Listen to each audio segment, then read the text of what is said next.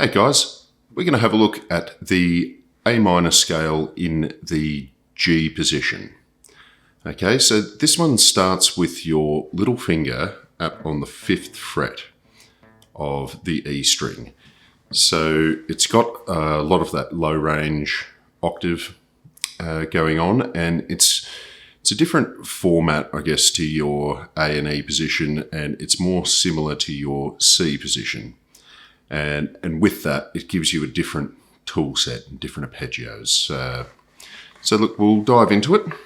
So starting with your little finger on 5th fret, we go to the 2nd fret on the A, 3rd fret on the A, 5th fret on the A, repeat that on the D, so 2nd, 3rd, 5th,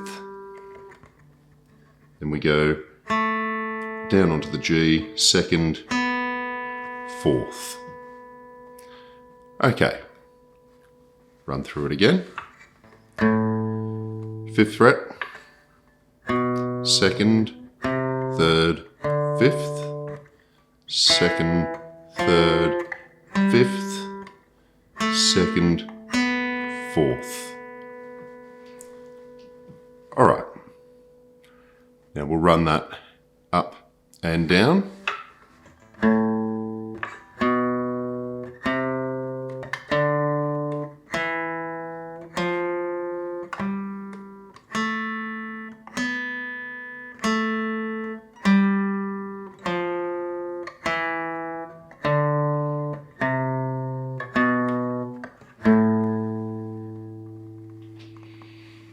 Okay.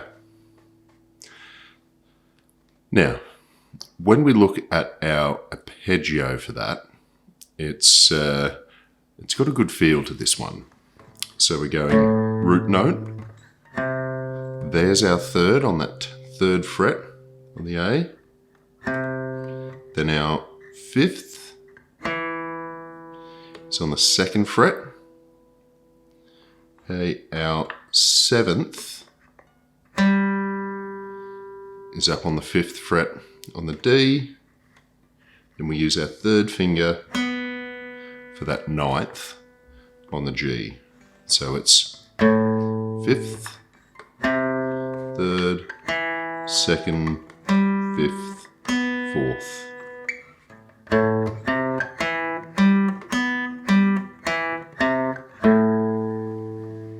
All right, so it's quite a bit of a stretch on it, but it has a really good low sounding arpeggio. It's quite nice.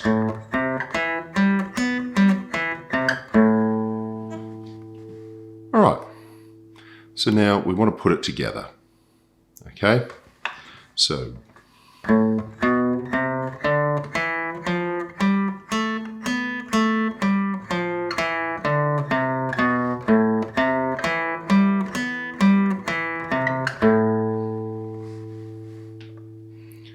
and again.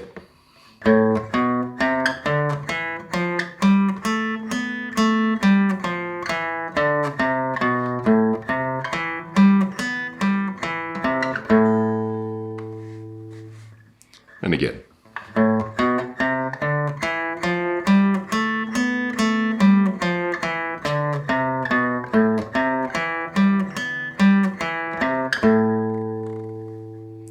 Once more.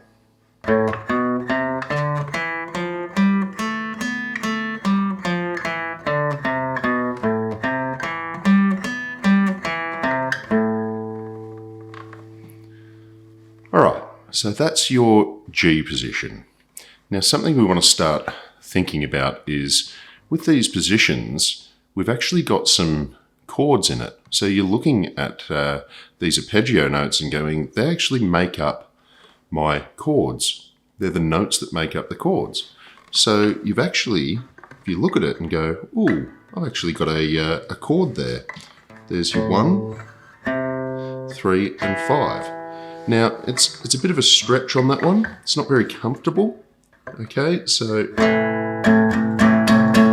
it's not something I'd be reaching for in, a general sense. I'm not going to just pull that one out. But this is where these positions give you new options. When you think about it and go, hey, there's a seventh down there. Maybe if I skip that fifth and throw in the seventh, what am I going to get?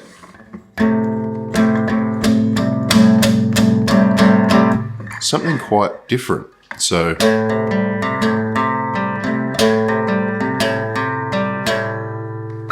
you've got a little chord that you can use in certain situations. So when you're playing these scales, actually have a think about it. And if you're actually playing with someone, say, that's playing a bass or a second guitar, you don't necessarily need to hit the root note to play a chord.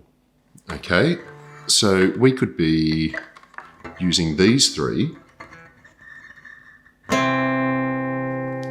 along with the A root note. So if I use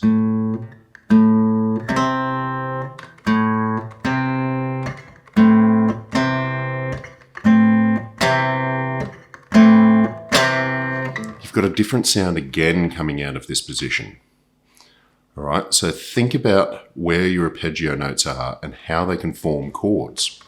So there's a few things in there that you can actually use to build your chord toolkit and use to create riffs. We'll leave this one there, and I'll see you next time.